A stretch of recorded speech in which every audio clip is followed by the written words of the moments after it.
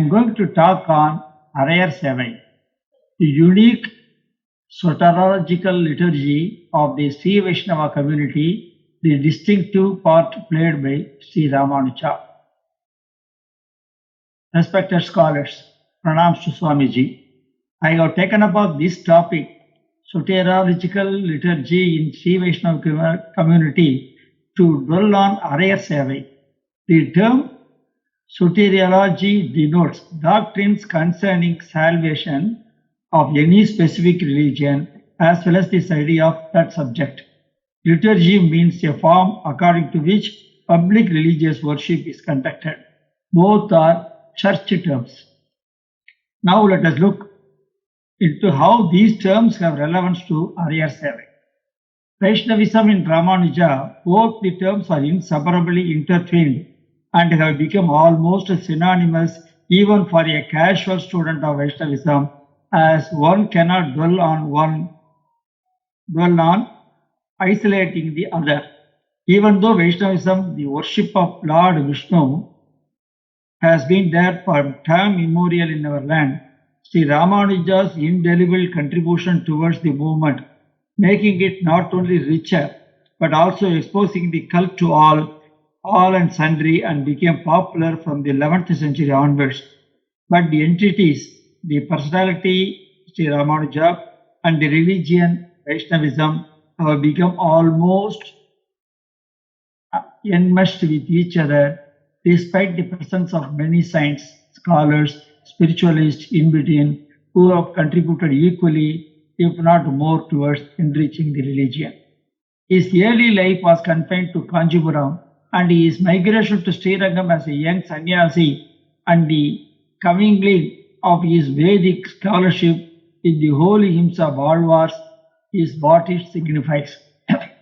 Southern Vaishnavism, known as Sri Vaishnavism, here we give importance to Sri, owes its existence to the life and hymns of Lord Narayana, especially his incarnations like Krishna, Rama, Narasimha, tended by a succession of Alvars. They are those who have dived in depth into the divine love with him. They appeared according to modern scholarship from 2nd century to the 8th century AD, but tradition believes they belong to a period from 430 BC onwards. Their lives and compositions comprehend all forms of personalized love for God, represented in much later times in Chaitanya's movement, which is known as Dasya, Apatya, Sakhya, Vatsya, and Madhura, servitude, sonship, comradeship, affection, and conjugal. All these Kalyana Gunas are reflected in hymns of Alvars. Inspired by this, Sri Ramanuja established his Vishishtadvaita with the Saguna Brahman, endowed with all good attributes. The Mangala Sloka of Vedartha Sangraha, which is Dr. Anantar dwelt upon, Asesha Chitta Chit Vastu Seshine Sesha Sayini Nirmalananda Kalyana Nidhiye Vishnave Namaha. I offer adoration to Vishnu, the all-pervading Supreme Being, who is the overlord of all sentient and non-sentient entities, who reposes on the primordial Sesha, who is pure and infinite and in whom abound blissful perfections. The great Hindu revival that took place in Tamil Nadu between the 5th and 9th century AD saw the emergence of Tamil as a powerful instrument that carried the old faith to the masses, and at the same time served as a resplendent medium of expression to the bhakti or love of God, which was the chief characteristic of its resurgence. Buddhism and Jainism that had spread earlier in the south had shown the way by their use of Tamil as the language of religious propaganda and also of poetic expressions in the Tamil epics Manimegalai and Silappatikaram. In fact, the Aimberum Kapiyangal and Ainkurum Kapiyangal all are either Jainism or Buddhism literature only. Hinduism followed this, not so much because the Buddhist and Jains had done it before, but as a consequence of the fervor that animated a few saintly souls and found natural expression in their mother tongue. The Hinduism that revived took two main directions, and the two movements crystallized in course of time, into which later identified as two distinct faiths, each one of which claimed absolute validity, leading much later to the theological wrangles and acronymous controversies that generally follow an era of genuine spiritual uplift. To this period of Hindu religious expansion belong the Nayanmars and the Alvars, and the Nayanmars representing Saivism and the Alvars serving the poetic voice of Vaishnavism. Inspired by the rendering of Alvars, Ramanuja was involved very much in the holy hymns, but the irony is he never mentioned either any name of Alvars or quoted any of the works in any of his 9 granthas. All his 9 texts are only in Sanskrit. The reason is that his main mission was to counter Advaita and drive away Buddhism and Jainism, the non-Vedic religions, and hence he was comfortable with Sanskrit, the then lingua franca of the scholarly world. But his love for Tamil is no way less than that of other acharyas, and it was exhibited very much while he was expressing the temple procedure at Srirangam and other Srivaishnava temples.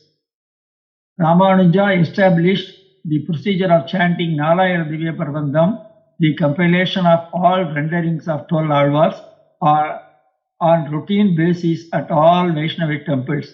This practice is prevalent even today, and even in places where Tamil is not native language. Thanks to him, we find Tirupavai is chanted every day, even at Muktinath temple in Nepal. The people over there exposed to Tamil text and Tamil language only due to such a tradition introduced by Swami Ramanuja. There are several places in Karnataka, Andhra Pradesh and Telangana where Tamil Prabandhams are recited and venerated by devotees. In a situation where even some Tamil people are not aware of Tamil literature, people who are not from Tamil-speaking background also get exposure to a Tamil literary work only due to Ramanuja. He understood the value of Tamil language and called the 4,000 holy hymns as Dravida Veda, and they were introduced by him in the temple. That is the reason even today Tamil Veda is chanted in any Vaishnava temple procession before the Lord, while Sanskrit scholars follow them in divine palanquin, giving us an exalted feeling that while Sanskrit is after God, God himself is after Tamil. He was a theologian with a different philosophical perspective. Ramanuja was of 11th century, but for 21st century. His first attempt and beyond too. His first attempt was to convey the rich meanings of Vedas and Upanishads to all without any inhibition and discrimination, which was hitherto prohibited from public knowledge and was confined only to a particular sect. He directed his disciple to write a detailed commentary on Thiruvaimozhi of Nammalvar, which gave rise to many such commentaries later, which could be enjoyed by all members of the society, spiritually and religiously inclined. This particular effort of Ramanuja was intended to help the common man in society to realize the greatness of our tradition to which he or she also belonged and yearned to get identity in the society. His next contribution was institutionalizing Araiyar sevai, which covers 3 kinds of Tamil literature: Muttamil, Iyal, Isai, Nadagam. Now let us talk about Araiyar sevai. This is an ancient worship even before the Lord worship event before the Lord in certain Vaishnava temple. Araiyar is the performer of this art by singing Alvar's holy hymns and acting as a recitative. In the Araiyar service, there will be lessons in dance, music and dancing. In the temple diary, which projects the history of Srirangam temple, Kovilolgu, there is a reference to Araiyar service. The Kovilolgu is the chronicle of Srirangam temple with historical events and is believed to be authoritative. Azhagaiya Manavalan, that is the Periya Perumal, well versed in music, honored the temple singers with the title of Araiyar, turban and silk upper garment, course Kovilolugo. The title Araiyar was awarded by the Lord of Sri Rangam himself, it is believed. Ascending to Srivaishnava, this is the important thing. All those born in this earth have a place in Vaikuntha. It is a common belief of Vaishnavism. Nammalvar is emphatically affirms this in Thiruvamuri, which is considered to be the face of 4000 divine verses. Vaikuntham Puguvadu Mannavar Vidiye. All the devotees entered the portals. The bards were filled with joy.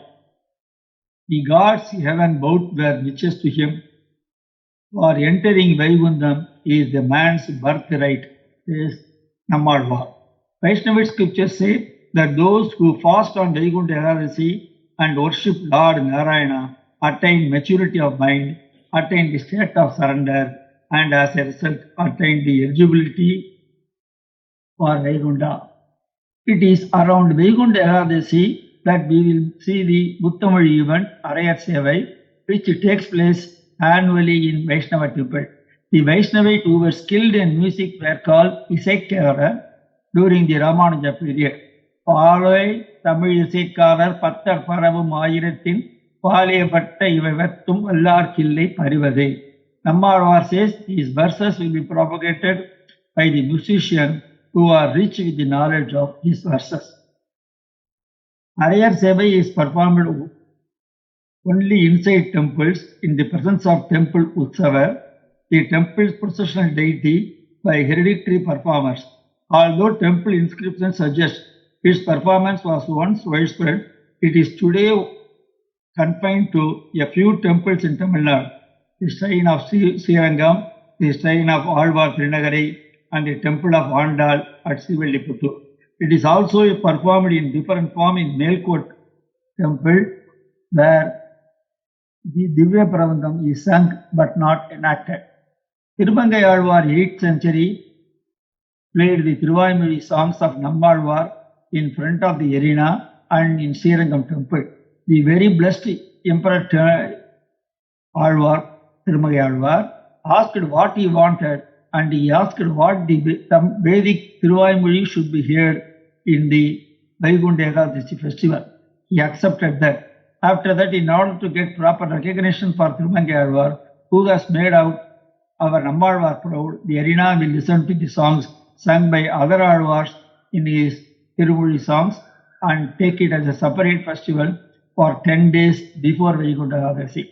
So, the pre-Vaikuntha Ekadasi period, 10 days is called day 10, Pagalpathu, and the post 10 days period is called night 10, Irapathu, when Thiruvamuri is chanted. The day 10 is reserved for other Alvars' contribution. According to Vaishnava scriptures, Araiyar Seva started since the time of 10th century. Nadamuni, 824 to 915, may have developed the service which was started by Thirumangai Alvar and stopped in between.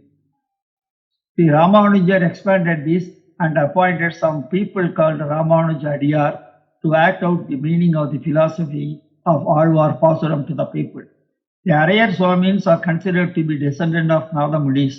Nadamuni's grandson was Yamunacharya and his son was Thiruvarangattu Perumal Araiyar, who was one of Ramanuja's Acharyas. Araiyar Swamis are considered to be extension of that lineage. During the grand festival of Vaikuntha Ekadasi, Araiyar Sevai will begin his service before the Ustavar, and the Araiyar will command him to come before him. The ritual of reciting Perumal's order is called Arulapada. Araiyar wears a red silk headdress called Chikamani and ear bands called Karna Pradam, which a lace work in his head he called Ayinde Ayinde. With a lace work on his head, it is said that they say Nainde. Nainde means I am here. Bhatter ties the circle worn to the Lord on his head and wears Perumal garland. You can see from the picture.